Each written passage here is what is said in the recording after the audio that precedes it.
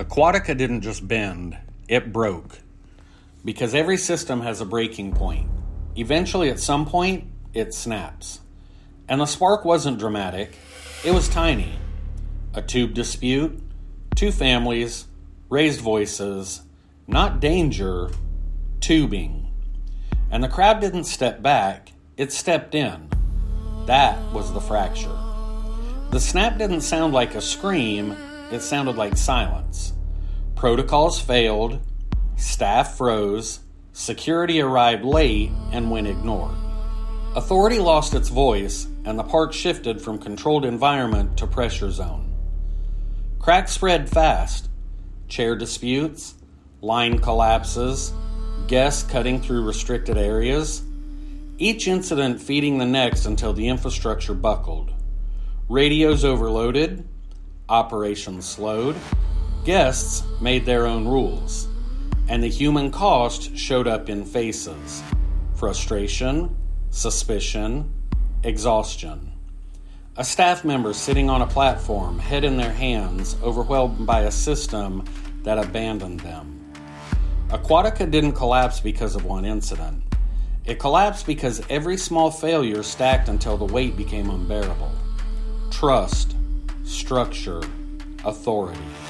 Lose all three, you fracture.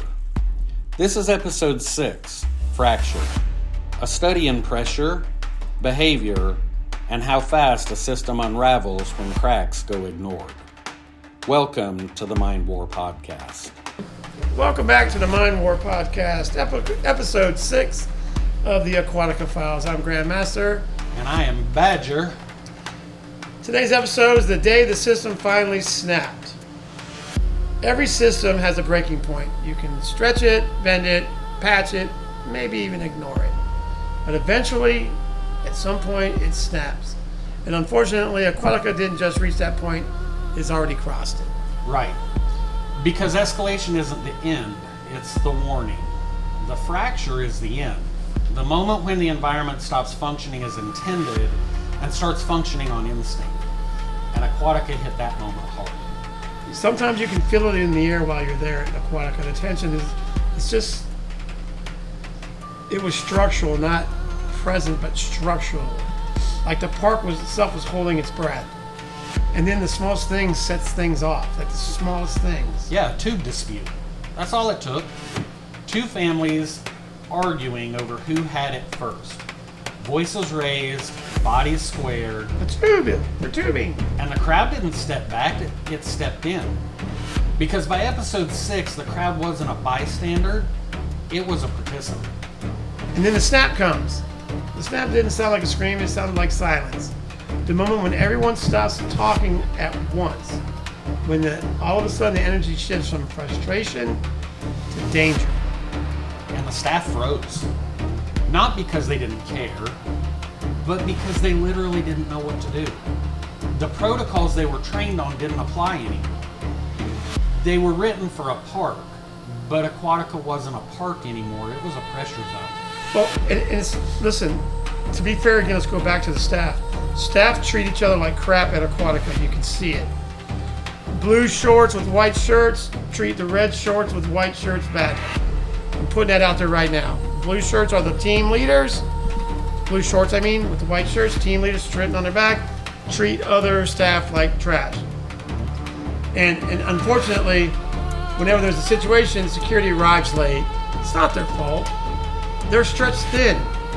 But when they do show up, the crowd didn't even respect them.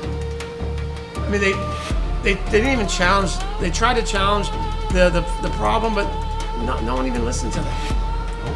And at one point we were like, should we say something? No, we just kind of moved ourselves to another part of the park. Yeah, and that's the fracture. When authority loses its voice, when the badge doesn't mean anything, when the uniform doesn't command space, that's when the environment becomes self-governing. Well, it's kind of like a crack in a glass. It's like awesome, right? One conflict triggers another one, a chair dispute, a line collapse, a group cutting through a restricted area to avoid the crowd, each incident feeding the next. And the infrastructure couldn't keep up. Radios overloaded, staff scattered, ride operations slowed to a crawl. Guests started making their own paths, their own rules, their own logic. And that's the moment the park stopped being a controlled environment. Let me reiterate some things. A chair dispute, a group of people cutting through a restricted area to avoid the crowd. All of this is feeding the so-called controlled environment. And it became reactive. Every decision was a response, not a plan. And reactive systems don't survive pressure, they implode. Well, the problem is the human cost isn't physical. It's psychological. You can see it in the faces of the staff, the exhaustion, the expression of defeat, the sense that they were fighting a battle they can't win. Right. And they are, essentially. And then you can see it in the guests. The frustration, the suspicion, the readiness to snap at the smallest provocation. People weren't enjoying a day at the water park. They were enduring it. Well, and that's the part that's kind of tragic. Aquatica isn't a dangerous place because of criminals or crowds. It is dangerous sometimes because the environment pushes everyone past their limits. Yep. That is the issue right there. Well, and you know as well as I do that once people hit their limits, they're not cooperative anymore. No. They're not patient. They're not rational. They're survival driven. And that's the dramatic part. It's not cinematic. It's not even quiet. A staff member sitting on the edge of a ride platform, head in their hands, while guests argue behind him or her. And that's exactly what we see. They're sitting like this, they're just like, I don't know what to do. They get on the radio, and their person takes forever to get there. It just... Well, and that image alone says everything. They're not a villain. They're not a hero. They're just a human being overwhelmed by a system that failed them. And that's when you realize the fracture isn't caused by the people. It's caused by the system that's leaving the people to fend for themselves. Hang on, say that again. The fracture isn't caused by people.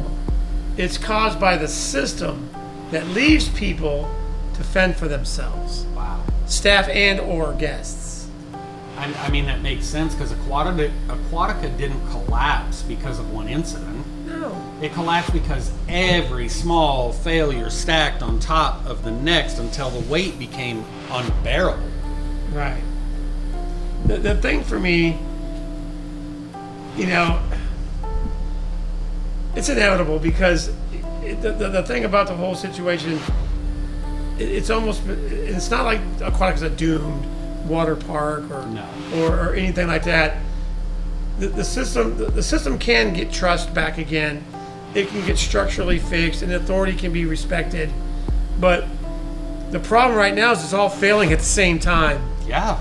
If you go to the park, folks, and you sit there, use one of your words, folks. People, if you go there and just pay attention, and you just see chaos. Yeah. And it's almost like a controlled chaos. Almost, right? And then eventually it becomes tension. And it's not a racial tension. It's nothing like that. It's human nature. Yep. Right? So don't think that it's a racial situation going on at the Aquatica, because it's not. It's a but look for microliters. Yeah, look for microliters, and they're everywhere of any race, really. But and it's not a political thing. There's nobody running around with blue on or red on and whatever. It's nothing political. It's human nature at its very worst. Yeah.